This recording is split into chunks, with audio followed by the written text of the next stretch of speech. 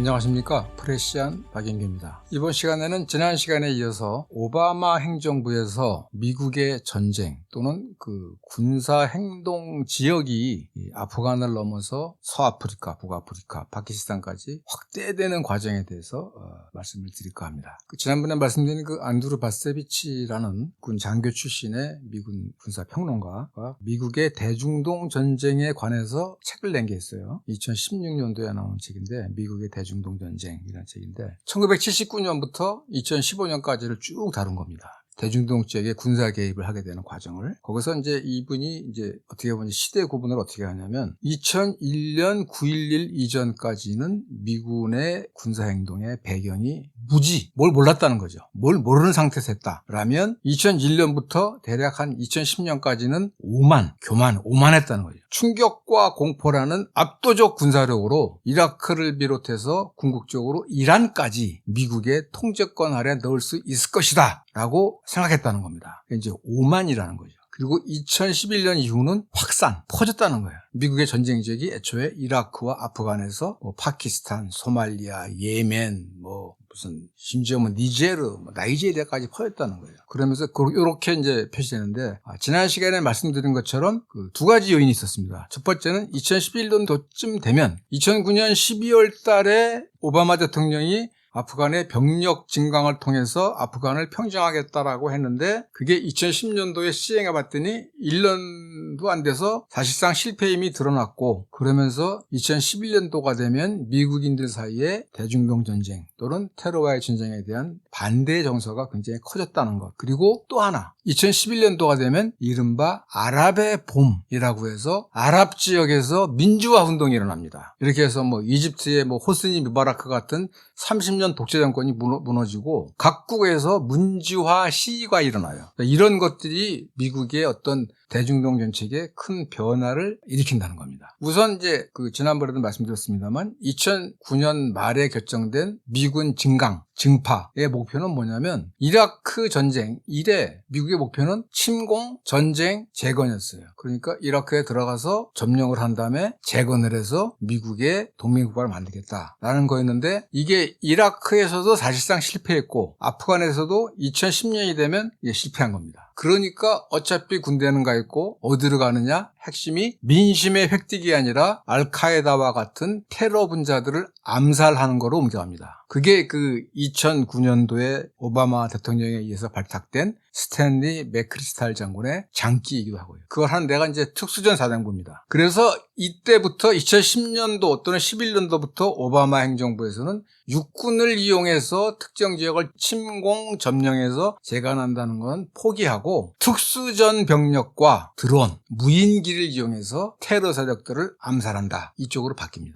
그게 대략 2011년도부터입니다. 그래서 첫 번째 적용된 지역이 파키스탄이에요. 왜? 아프간에서 활동하던 테러 분자들이 자기네들이 위험하다고 생각하면 국경을 넘어서 파키스탄으로 건너가서 은거하니까. 그래서 대략 2011년도가 되면 아프간 전장이 아니라 아프팍 전장이라고 합니다. 아프가니스탄 플러스 파키스탄. 그래서 아프팍 전장이 됐고 여기서 가장 중요한 이 군사수단이 드론이 됩니다. 무인기를 이용한 드론에서 미사일을 발사해서 이 테러리스트라고 의심되는 사람들을 죽여버리는 거예요. 따라서 민간인 피해도 굉장히 많죠. 먼 하늘 위에서 바라보고 대충 젊은 놈이야.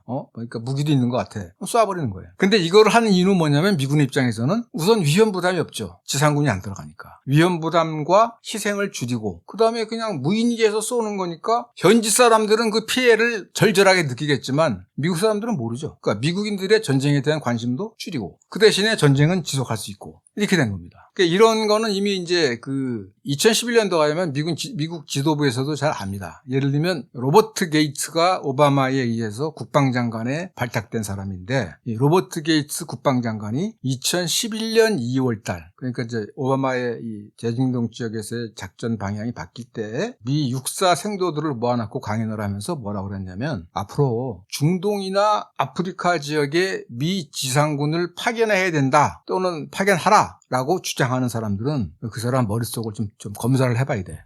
다시 말해서 제정신이 아닌 거야. 즉 앞으로는 미국의 소중한 지상군들을 외부 전쟁에 투입하지 않겠다. 특수전 병력을 쓰든가 드론을 쓰든가 아니면 이슬람 무장 세력 같은 미국에 매수된 미국의 자금이나 무기 지원을 받는 그런 이슬람 무장 세력들을 이용하겠다라는 거죠. 미 지상군은 웬만하면 안 쓰겠다는 겁니다. 이 드론이라는 것이 무기로 말하자면 사용되기 시작한 게 2001년 2월 달이에요. 그러니까 9.11 테러 한 6개월 전부터죠. 그리고 9.11 테러가 나니까 실제로 이제 실전에 투입됩니다. 그게 2001년 11월부터예요. 그리고 약 한 6, 7년 동안 부시 행정부 때는 주로 파키스탄에서만 사용됩니다. 아프간에서 파키스탄으로 튄 테러 분자들을 잡겠다라고 했는데 오바마 행정부가 되면 이 사용 빈도가 어마무시하게 늘어납니다. 이 부분에 대한 통계를 잘 발표하지 않기 때문에 정확하게는 모르는데 대략 오바마 행정부 들어서 드론의 사용 건수가 한 10배는 늘었다고 그래요. 그리고 부시 행정부 때는 파키스탄에서만 썼는데 오바마 행정부 때는 소말리아,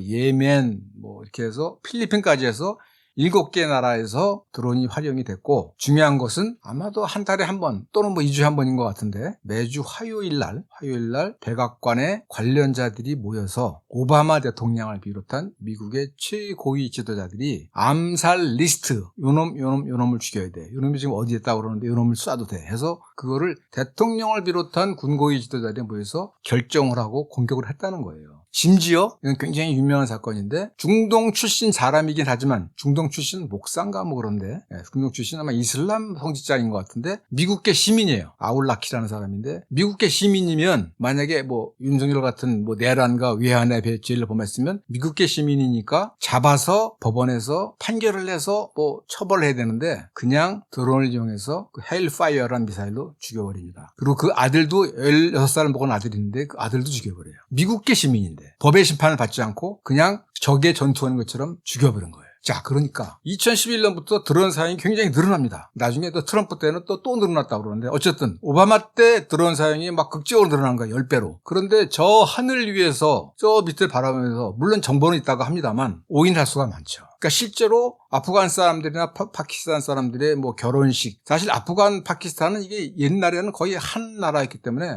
잘 구분이 안 돼요. 어쨌든 중요한 것은 드론이 민간인들의 행사 결혼식 장례식 이런 데까지도 막 쏘는 거예요. 그래서 이 정확한 미국은 대략 2000년도 이후에는 자국의 전사자나 해외 자기네들이 참여한 전쟁의 피해자나 전쟁장 같은 거를 공식적으로 집계를 안 합니다. 발표를 안 해요. 그런데 하여튼 파키스탄에서만 수천 명 오바마 행정부 시절에만 한 3, 4천 명 죽었다고 그래요. 근데 그 죽은 사람들 입장에서 어떻겠습니까? 어느 날 갑자기 하늘에서 무인기가 미사일을 쏴서 일가족이 죽었다. 그러니까 미군 입장에서는 아무런 어떤 위험 부담 없이 적을 제거했다라고 생각할지 모르지만 당하는 사람들 입장에서는 억울하게 미국 놈들한테 우리 가족이 죽었다. 그러니까 드론에서 미사일을 쏠 때마다 이른바 이슬람 무장 세력 자원자들이 늘어나는 거죠. 말하자면 미국에 대한 저항 세력을 느리는 겁니다. 그러면서 그게 대략 한 2010년대 중반이 되면 미군 조종사 중에서 그 유인기 조종사보다 이 드론 조종사들이 더 많다고 그래요. 그러니까 미국의 무슨 텍사스 이런 데 앉아 있으면서 비디오 게임 하듯이 이 지상에서 움직이는 걸 바라보다가 저것이 표적이다 그러면 미사일 발사하는 거예요.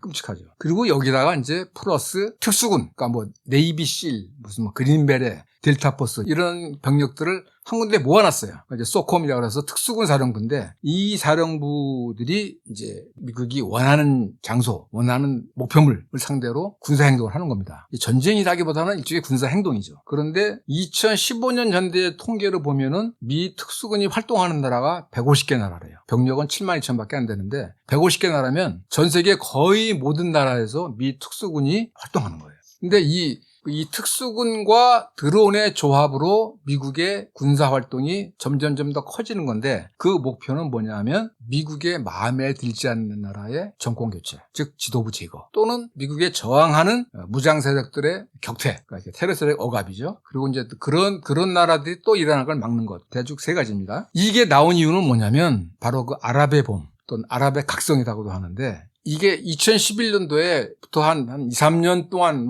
어마무시하게 이 아랍 지역을 퍼졌거든요. 2010년도 12월 달에 북아프리카에 있는 튀니지라는 나라에서 과일 행상을 하는 부하지지라는 20대 청년이 분신 자살을 합니다. 먹고 살기 힘들어서 자살한 거예요. 이게 이제 그 2008년 금융위기에 따라서 이 식량 가격도 오르고 하면서 어떤 이 유럽도 힘들어졌고 중동 국가는 이제 더 힘들어진 거예요. 그러면서 이게 민주화 시위를 촉발했다고 그래요. 그래서 튀니지 정부도 전복이 됐을 뿐만 아니라 30년 동안 이집트를 독재로 다스려왔던 무바라크 정권이 무너집니다. 2011년도에. 근데 이집트는 미국의 가장 강력한 맹방이에요. 이스라엘 거의 다음으로. 그래서 뭐 무슬림 형제단, 미국이 무지하게 싫어하는 무슬림 형제단이 집권까지 하는 사태가 벌어집니다. 결국은 이제 다시 군부 쿠데타로 무슬림 형제단을 몰아내는데 그 RCC라는 사람이 정권을 잡는데 어쨌든 이집트에서도 정권이 무너졌고 더 중요한 것은 리비아를 40년 동안 통치해왔던 가다피가 무너집니다. 2011년 초부터 리비아에서도 민주화 시위가 벌어졌고 2011년 3월 달에 미국과 프랑스,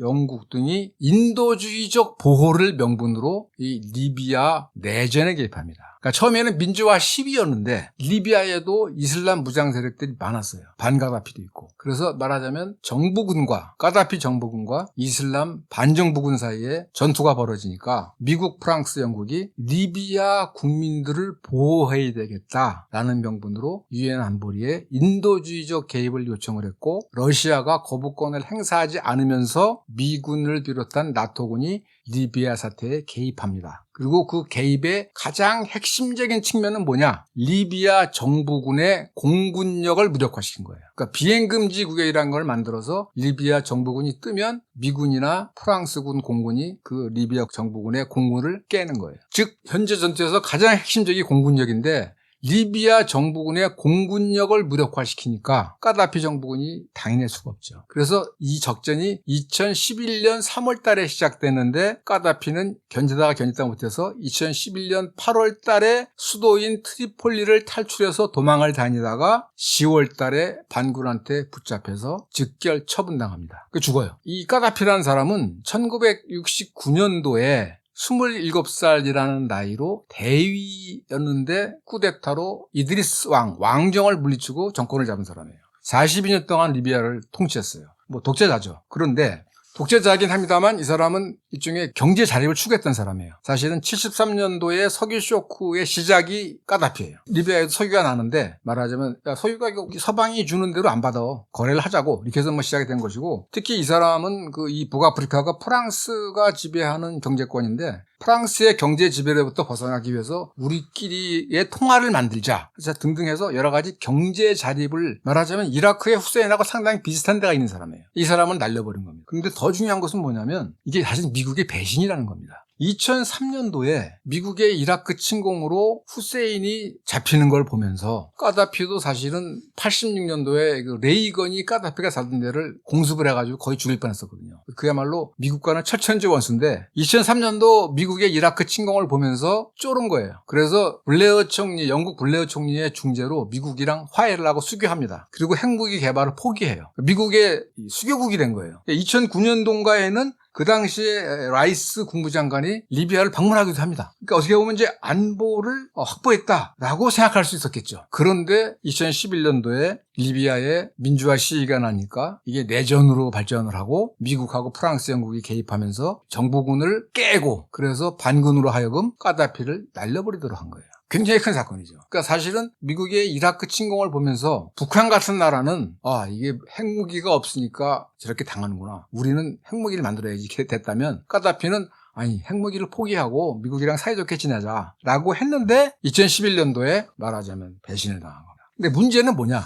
자, 42년간 경제 자립을 추구했다고 하지만 독재자였던 가다피가 물러나고 그러면 가다피가 민주주의와 시장경제가 꽃피우는 아름다운 나라가 됐는가? 그게 아니라는 거죠. 가다피 제거 이후에 한때 리비아에서 활동하는 이슬람 무장단체가 1700개, 1800개라고 그래요. 지금도 정보가 둘로 나눠져 있어요. 그리고 거의 무정부 상태다 보니까 알카에다를 비롯한 이슬람 무장 세력들이 거기 가서 활동하기가 아주 좋아요. 그러니까 이슬람 무장 세력의 번식처가 된 거예요. 실제로 그 때문에 2011년도 10월 달에 가다피가 반군에 잡혀 죽었는데 2012년도 9월 달인가에 그 벵가지에 있던 미국 대사관이 공격을 받아서 미국 대사가 살해됩니다. 그러니까 또 하나의 혼란을 만들어낸 거예요. 많은 사람들이 미국에 대해서 혼란의 제국이다, 엠파이어 오브 카오스다 하는데 무슨 민주주의와 시장경제를 퍼뜨린다고 하면서 미국이 손대는 나라마다 혼란과 폭력이 판을 치는 겁니다. 근데 어쨌든 미국 입장에서는 미국의 경제 지배를 받아들이려 하지 않는 하나의 독재자를 날려버린 거예요. 그리고 그게 미국 사람들한테는 보이지 않죠. 왜? 미국은 공군력만 썼으니까. 그리고 이제 뭐 특수전사령부 썼겠죠. 이러면서 이제 미국의 군사 개입이 자꾸만 늘어나는 겁니다. 그 다음에 시리아예요. 시리아도 그 아사드 가문이 1970년대부터 독재를 한 나라인데 2011년도 2월, 그러니까 튀니지에서 보아지지가 분신자살하고 2달 후에 민주화 시위가 일어났습니다. 민주화 시위가 정치적으로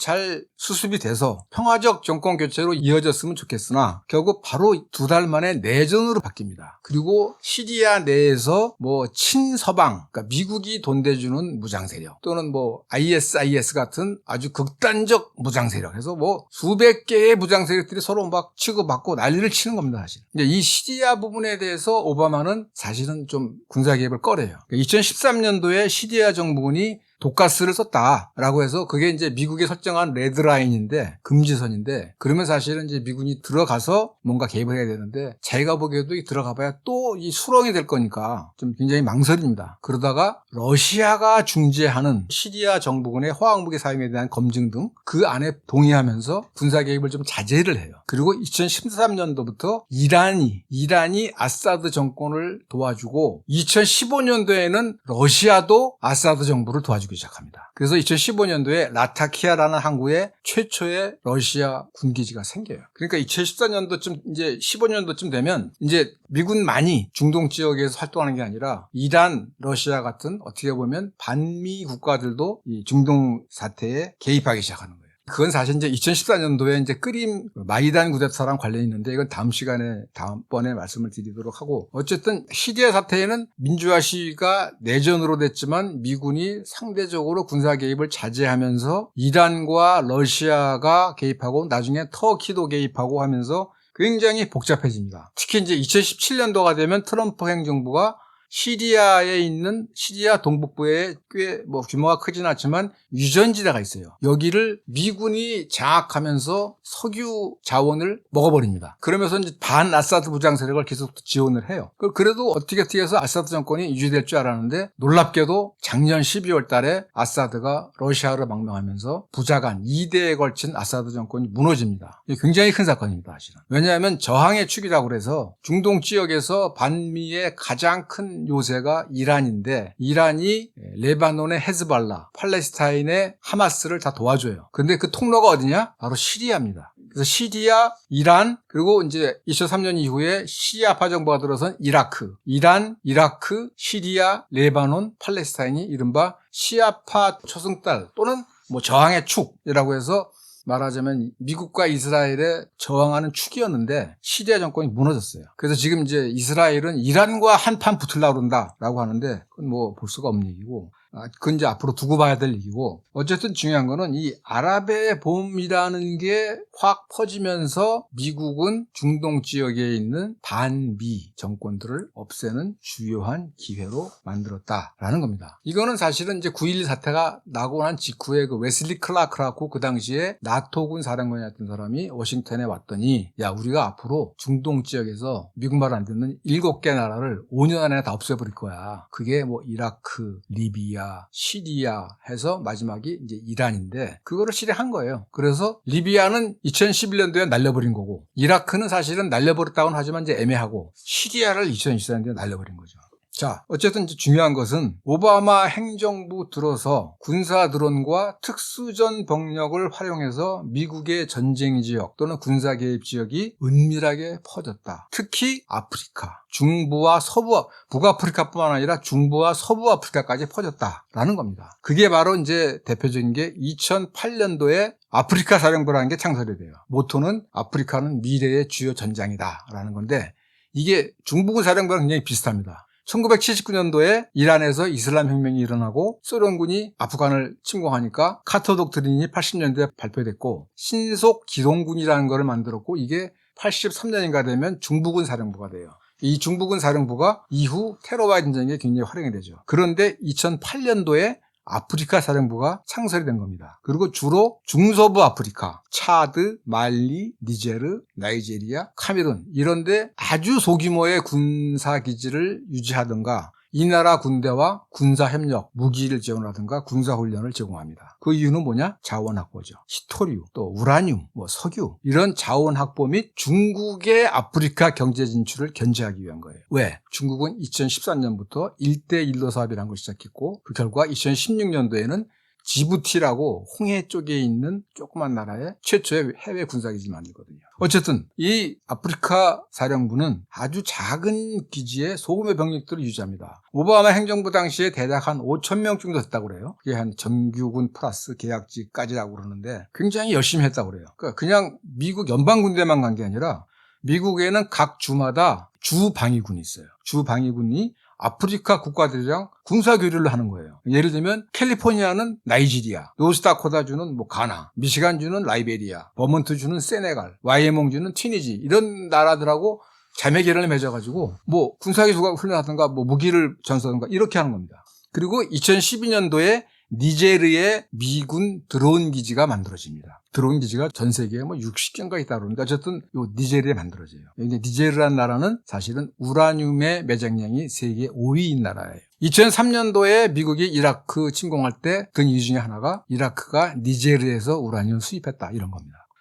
이 미국의 군사활동에 대해서는 미국의 레가시 미디어들도 적극 찬성해요. 예를 들면 2014년도에 뉴욕타임스가 아프리카 사령부 현지 르포 기사를 보내요. 그 당시에 아프리카 사령부 사령관이 뭐라고 그러냐면 전 세계가 미국의 위협이 되고 있다. 우리가 지금부터 세심하게 대비하지 않는다면 머지않아 곧 아프리카의 문제들이 미국의 문 앞으로 쳐들어올 것이다. 즉 미국 사람들은 항상 자기네들의 군사행동이 방어적이라고 얘기합니다. 알카에다가 세계무역센터를 공격한 것처럼 전 세계가 미국을 공격하려 하므로 우리는 먼저 선제적으로 나가서 그 지역을 평정해야 된다. 그래서 완전히 아프리카 사령부가 되면 애초에 북미 사령부 시작해서 지금은 인도태평양 사령부, 유럽 사령부, 중부군 사령부, 그리고 아프리카 사령부 해서 전 세계를 미국의 군사행동 구역에 집어넣은 거죠. 그런데 과연 그러면 항상 미국이 입버릇처럼 말하는 미국이 나가서 민주주의와 시장경제를 퍼뜨렸나? 평화와 안정을 확대시켰는가? 그렇지 않습니다. 자, 안드루 바세비치에 따르면은 예를 들면 미국의 군사 개입이 사실은 아프리카의 혼란을 가중시켰다. 예컨대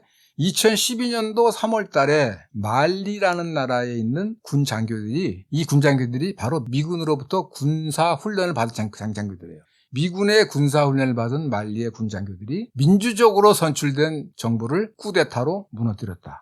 2013년도 4월 달에는 나이지리아의 미군 훈련을 받은 군대들이 바가라는 마을을 공격해서 200명을 죽이고 2,000채를 불태웠다. 그 보코하람이라는 이슬람 무장단체가 있는데 보코하람보다도 더 민폐를 끼치고 있다. 이런 얘기예요. 또 리비아에 가서 반테러 요원들을 양성한다고 권총, 수류탄, 로켓포 이런 거를 지급했는데 이것들이 군사훈련을 안 받고 그냥 무기만 갖고 어디를 가더라. 이런 식인 거예요. 그리고 사실은 중동 지역에서도 과격 말하자면 온건파 이슬람 무장 세력을 양성하겠다고 자그마치 5억 달러를 썼는데 실제로 그 과정을 수료한 사람이 54명이래요. 5억 달러를 썼는데 54명이 나왔다는 거예요. 1인당 얼마 썼습니까? 한 1,000만 달러 쓴 거예요. 그중에 온건파는 4명이었다고 그래요. 그러니까 헛돈들을 막 쓰는 거예요. 국가안보의 이름으로. 문제는 이처럼 미국이 파키스탄을 비롯해서 니제르니 나이지리아까지 그 군사개입 지역을 계속 늘려가고 있음에도 불구하고 미국의 일반 시민, 심지어는 상원의원 같은 정치인들도 그 실상을 몰랐다는 겁니다. 예를 들면 2017년 10월 4일 트럼프 행정부 때죠. 니제르하고 말리, 니제르 쪽인데 니제르와 말리의 이 접경 지역인데 그 접경 지역을 순찰 중이던 미군이 ISIS, 이라크, 시리아, 이슬람 국가죠. 이라크와 나중에는 IS라고 부르는데 ISIS, 그러니까 알카에다의 후계 조직으로 한때 2014년도에는 이라크와 시리아의 3분의 1을 점령했던 무시무시한 조직인데 ISIS, 그러니까 이라크, 시리아, 이슬람 국가라는 조직인데 이 ISIS가 이 니제르 접경을 순찰하던 미군을 습격해서 미군 4명이 죽었어요. 또 몇 명은 부상을 당하고. 이 소식이 전해지니까 미국 전체가 깜짝 놀랐다는 거예요. 상원의원도 몰랐대요. 아니 미군이 아프리카에 있었다고? 그러니까 척 슈머라고 공화당 상원이 있는데 와, 니제르에 미군이 1000명이나 있어? 난 그건 몰랐네? 이렇게 얘기했다고 그러고, 린지 그레이엄이라고 아주 유명한 강경파, 특히 우크라이나 전쟁 때 계속 강경 대응을 주문한 사람인데 아주 군사행동 좋아하는 사람이에요. 근데 이 사람조차도 뭐라고 그랬냐면, 야, 이제 미국은 시간과 공간의 경계를 뛰어넘어서 경계도 제한도 없는 끝없는 전쟁을 추구하고 있구나. 이렇게 얘기했어요. 미군이 나이지리아 아프리카까지 가 있어요. 그러니까 그 당시 합참의장이었던 조셉 던포드라는 사람이 뭐라 그러냐면 미군이 아프리카에 있어야 되는 이유는 뭐냐면 IS나 ISIS, 알카에다 또는 보코하람과 같은 이슬람 무장 세력의 확산을 막기 위한 불가피한 조치다. 전체 수준이 한 6,500명 정도 된다. 니제르가 가장 많다. 그게 한 1,000명이다. 라고 얘기를 했다고 그래요. 그런 식으로 미군이 나가서 그 지역의 평화와 안정을 지킨다고 하는데 실상은 그게 아니죠. 계속 안정을 해쳐온 거죠. 그리고 이제 말하자면 클라이맥스가 2020년부터 진행되고 있는 우크라이나 전쟁이죠. 그거는 다음 시간에, 이후 시간에 말씀을 드리도록 하고요. 쉽게 말하면 지난 2시간 동안 얘기한 거는 오바마가 행정부를 맡으면서 미군의 대외 군사 개입을 자제하던가 줄일 거로 예상됐으나 오히려 아프간 전쟁은 그 이후로도 12년 동안 계속됐고 그리고 오바마 행정부는 미국의 대외 군사 개입의 희생을 줄이고 미국민의 관심을 돌리기 위해서 특수전 군대와 드론을 이용해서 파키스탄부터 나이지리아까지 미국의 군사 개입을 대단히 크게 늘렸다. 이거는 미국 오바마의 업적이라고 하기는 어렵고 그냥 냉전 승리 이후에 그전부터도 있었지만 냉전 승리 이후에 미국의 어떤 고질병이 돼버린 군사적 일방주의, 군사력으로 미국의 의지를 상대방에게 강요할 수 있다. 군사력으로 미국을 세계의 이미지대로 개질 수 있다라는 게 점점 더 진화된 것, 한 단계 더 진화된 것이다. 즉 관성적 확대다라고 볼 수 있을 겁니다. 그래서 여기서 한 가지 우리가 생각할 건 뭐냐면 2001년 9.11 테러 이후 또는 더 앞서서 1991년 걸프전 때부터 즉 냉전 이후부터 우리가 알고 있는 보스니아 전쟁, 코소보 전쟁, 9.11 테러, 이라크 전쟁, 아프간 전쟁, 최근에 우크라이나 전쟁까지 이게 과연 얼마나 실상과 부합하는가. 사실은 91년 걸프 전쟁부터 거짓과 은폐와 왜곡이 굉장히 많습니다. 즉 다시 말해서 미국은 91년 냉전 종식 소련 해체 이후에 자신의 입맛에 맞게 어떤 사실들을 가공하고 왜곡하고 은폐함으로써 전쟁을 지속해왔다. 몇 번 말씀드렸습니다만 예를 들면 2008년도에 부시가 이라크 철수를 발표하면서 3년 뒤긴 합니다만 우리가 이라크의 민주주의와 시장경제를 전파했다. 미국은 세상의 선한 존재다. 이렇게 얘기해요.